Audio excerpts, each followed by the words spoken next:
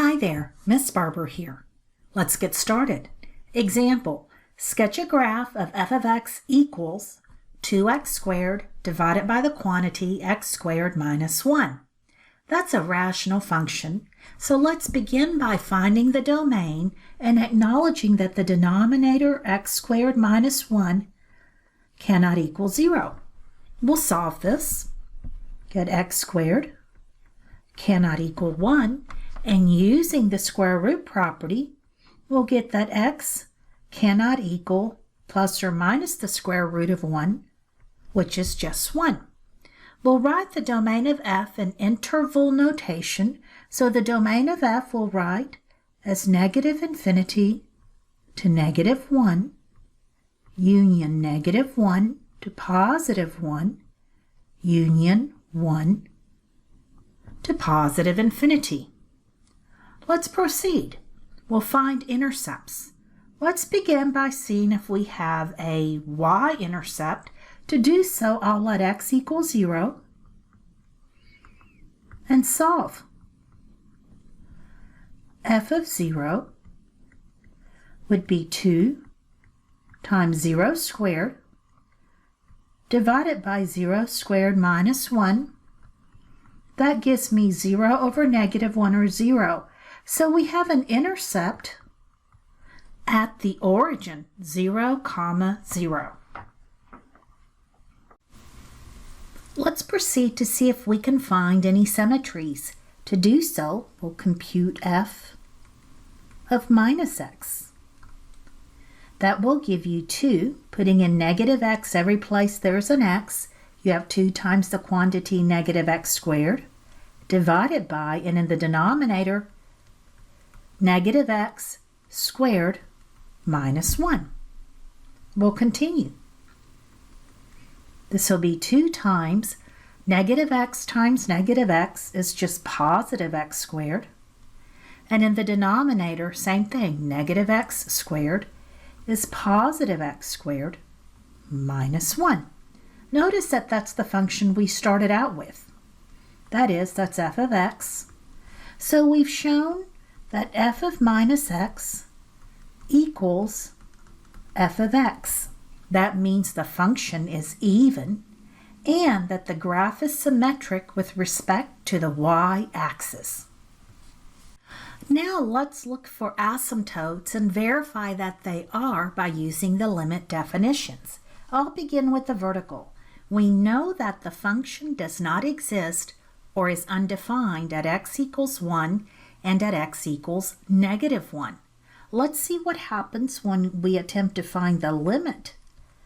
As x approaches, say, negative 1 from the left of our function, 2x squared, divided by x squared minus 1. When you square a number, it's going to be positive regardless. So if you pick a number slightly to the left of negative 1 and square it, that result is going to be greater than 1. That'll give us this number, or this function, approaching positive infinity. Now let's see what happens if we find the limit as x approaches negative 1 from the right into the function 2x squared, x squared minus 1. Looking for limiting behavior, if you are to the right of negative 1, it's going to be a fractional number. When you square that, it's still going to be less than 1. So a number less than 1 minus 1 gives us negative infinity. Use this line of reasoning also for the limit as x approaches positive 1 from the left of 2x squared divided by x squared minus 1. If you're approaching positive 1 from the left, when you square that, you're going to get a number that's going to be smaller than 1. So looking at the denominator, number smaller than 1 minus 1, that'll give us a sign that's negative.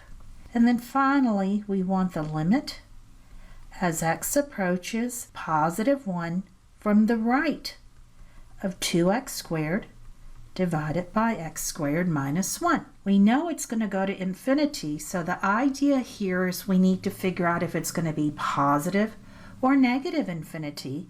And here, if you're going to a number to the right, when you square that, it's going to be a number bigger than 1, and so that gives us a positive. This gives us the limit approaching positive or negative infinity, so we can conclude that we have vertical asymptotes of x equals -1 and x equals 1. Let's get curious. What should that look like? We have vertical asymptotes at -1 and also at 1. The limiting behavior tells us that if you approach -1 from the left, the graph approaches positive infinity. If you approach from the right, the graph will approach negative infinity. Now let's look at the number 1. If you take the limit as x approaches 1 from the left of 1, we get that the graph will approach negative infinity.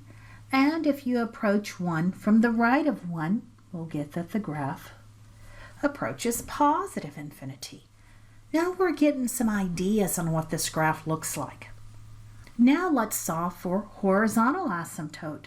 We do this by looking at the limit as x approaches either positive or negative infinity of our function f of x.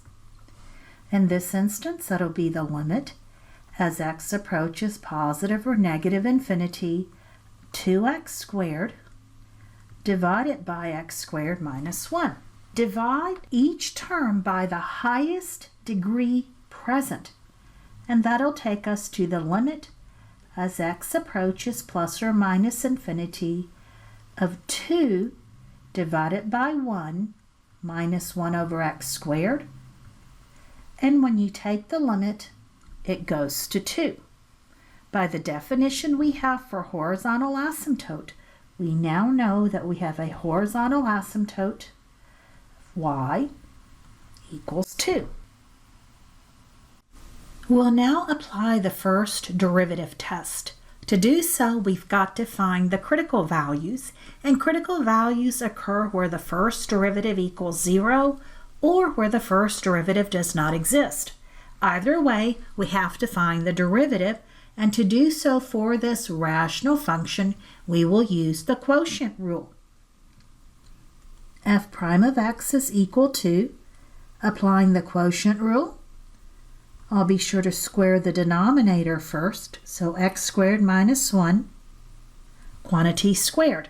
And then applying the quotient rule, we'll write the bottom function, which is x squared minus 1, and multiply it to the derivative of the numerator function.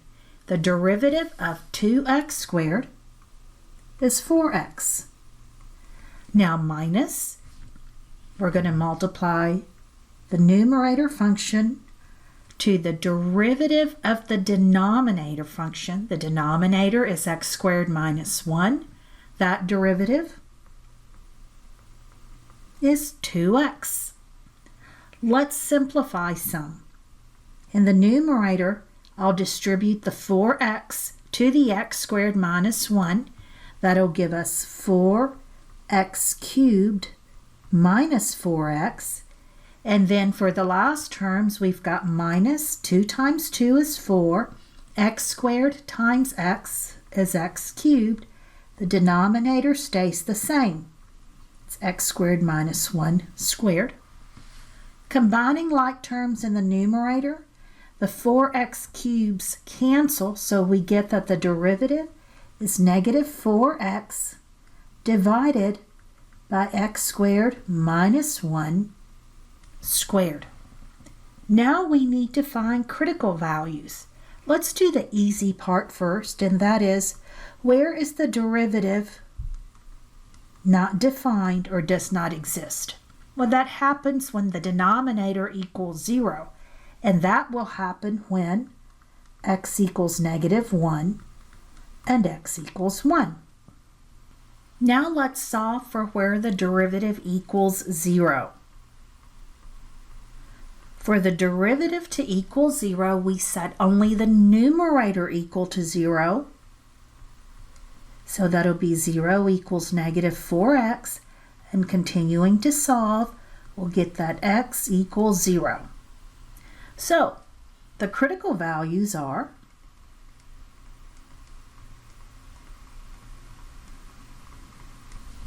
x equals -1, +1, and 0. Now that we have the critical values, let's make a sign chart number line for the derivative. Draw a number line. I'll mark f prime right above it and x right below it. Now let's mark the critical values. We have a critical value of -1 for x. One happens also at 0 and another at 1. When x is -1 or +1, the derivative is undefined. So let's go ahead and mark that for the derivative behavior at both x equals -1 and x equals 1. And when x equals 0, the derivative is 0. Now we have 4 regions in which we need to evaluate our derivative function. Let's go ahead and write that again. The derivative function is -4x divided by x squared minus 1 quantity squared. The nice thing is, regardless of what you put in the denominator, you're going to square it, and so it's going to be positive. We'll just concern ourselves with getting the SIGN for numbers we pick in the 4 regions into the numerator. I'll start by picking a number less than -1, like -2.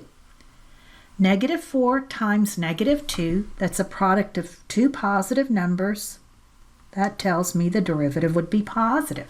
Let's pick a number between -1 and 0, like -1/2. That's still the product of 2 negative numbers, -4 and -1/2. That product is also positive. Now let's pick a number between 0 and 1, like +1/2. -4 times +1/2, the product of a positive and a negative, that gives us a negative. Similarly, for a number that's greater than 1, I'll pick 2. 2 is a positive number. The product of -4 times +2, that's a product of a positive and a negative. That's negative. Now let's determine function behavior. When the derivative is positive, the function rises, and that happens in the leftmost region. And between -1 and 0, the derivative is also positive, so the graph appears to rise in that region as well. Between 0 and 1, the derivative is negative, so the behavior of the graph is going to be falling. And from 1 to +infinity, the derivative is negative, so it appears that the graph also falls. Let's determine the intervals on which the function is increasing. It is increasing from -infinity to -1 and from -1 to 0. The function f is decreasing. That's where the derivative is negative, from 0 to 1 and from 1 to +infinity. We have a change in sign of the derivative only at x equals 0, and that's where the function rises to 0 and then falls afterwards. So we have a local max of 0, f of 0. Let's go ahead and compute f of 0. We'll need that value when we are starting to graph. So you're going to have 2 times 0 squared divided by 0 squared minus 1. That's 0. So we'll have a local max at the origin. We use the second derivative to determine concavity. In determining concavity, we can also find inflection points. Inflection points occur where the second derivative equals 0 or where the second derivative does not exist. And remember, inflection points are where concavity changes directions. Let's find the second derivative. The first derivative, f prime of x, is equal to -4x divided by the quantity x squared minus 1 squared. We'll use the quotient rule for the second derivative. I'll begin with the denominator. Since we already have x minus 1 quantity squared, when you square that, it'll be to the fourth. Let's continue to apply the quotient rule. We'll write the denominator function, that's x squared minus 1 squared, and multiply that to the derivative of the numerator function. The numerator function is negative 4x, so the derivative is just negative 4. Minus, then we'll write the numerator function, that's negative 4x. Then we need to take the derivative of the denominator, and to do so we're going to have to use the chain rule. We'll bring the 2 down, then you'll have x squared minus 1 to the power of 1, and the derivative of the inside function, which is x squared minus 1, that derivative is 2x. Let's combine some like terms. I will just switch the order for the first part, so I'll have negative 4 times the quantity x squared minus 1 squared. Then for the second part, I have 2 negatives, so let's write that as a positive. 4 times 2 is 16. X times x is x squared, and we still have in the parentheses x squared minus 1. The denominator is still x squared minus 1 to the fourth. A common term we can factor out of the numerator is the x squared minus 1. I'll factor out x squared minus 1, and that will leave negative 4 times x squared minus 1. That was squared previously, so if you factor one of them out, we still have 1 left, plus 16x squared. All of this is divided by x squared minus 1 to the fourth. We can cancel one of the x squared minus 1's from the denominator by canceling the 1 in the numerator. And let's continue to simplify.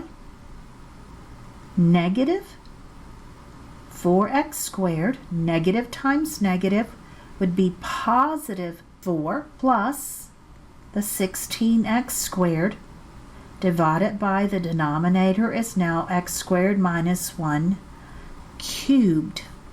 So the second derivative function, we will have 12x squared plus 4 in the numerator divided by x squared minus 1 cubed. If you wanted to, you can also factor out a 4 in the numerator. So you have 4 times the quantity, 3x squared plus 1 divided by the denominator, which is x squared minus 1 to the power of 3. For candidates of inflection points, the second derivative will not exist, does not exist, when x equals negative 1 or positive 1. That'll give you a 0 in the denominator, can't have that. There are no places, no x values for which the numerator would equal 0. Therefore, the candidates for inflection points are x equals negative 1 and x equals positive 1. With the candidates for inflection points at x equals negative 1 and x equals 1, let's make a sign chart number line for the second derivative. Draw a number line. We'll draw f double prime right above the number line and x right below. The candidates were at x equals negative 1, for which the second derivative is undefined, and at x equals positive 1, again for which the second derivative is undefined. Now we will pick numbers from each of the 3 regions on this number line and evaluate it in the second derivative to determine the sign. I'll start by picking a number in the middle region like 0. Zeros are always easy to start with. If I put in a 0 in the numerator, I will have a positive number, and in the denominator, negative 1 cubed is negative. So positive divided by negative, the product or the quotient the sign is negative. Similarly, pick numbers to the left of -1 and also to the right. I'll start with to the left of -1, for example, -2.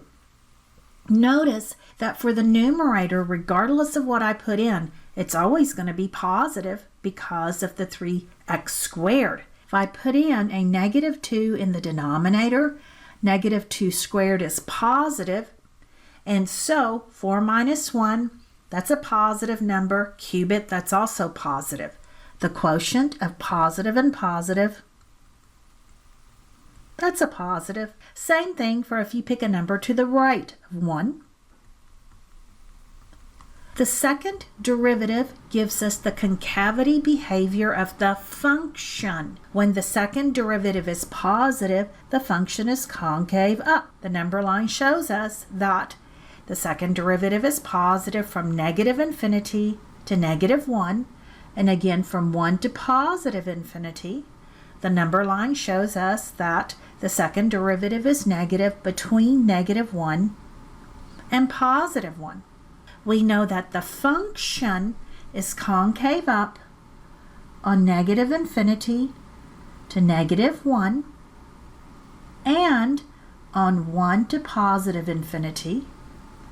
It is concave down in between, so that would be on -1 to +1. F has inflection points where concavity changes directions. However, notice that at both -1 and +1, the function is undefined. It does not exist. Similarly for the first derivative and the second derivative. So F does not have inflection points.